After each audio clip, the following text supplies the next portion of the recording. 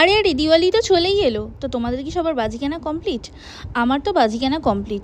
শনিবার দিনকে রাত্রিবেলা 10:30 নাগাদ আমি আর আমার বর বেরিয়ে গেছিলাম বাজি কিনতে। আর প্রতি বছর কিন্তু আমি আর আমার বর বাজি কিনি হচ্ছে আমার বরের একজন ফ্রেন্ডের কাছ থেকে, আর এটা হচ্ছে চিংড়ি পোতা। আর দেখো অর্ধেক দোকান বন্ধ ছিল, কারণ যেহেতু আমরা এক সপ্তাহ আগে থেকে কিনে নিয়েছি বাজিটা, তো সেই কারণে অর্ধেক দোকান বন্ধ। এটা যদি 3-4 দিন আগে যেতাম তাহলে হয়তো সব দোকান খোলা থাকতো। আগের বছর তো 3-4 দিন আগেই গিয়েছিলাম, তো সারা রাত্রি সব দোকান খোলা ছিল। আর দেখো ওদের বাড়িতে আমরা চলে এসেছি, আর এই যে আমাদের বাজি সিলেকশন চলছে।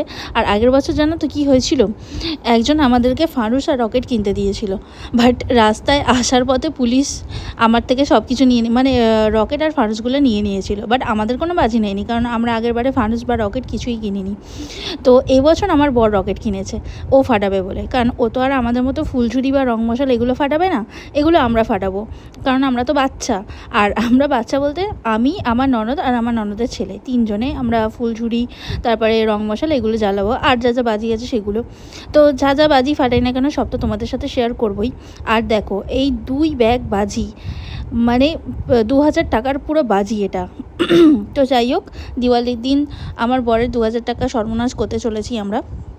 তো যাই হোক, ভিডিওটা কেমন লাগলো জানিয়ে, চলো টাটা, দেখা হবে আবার পরের ভিডিওতে।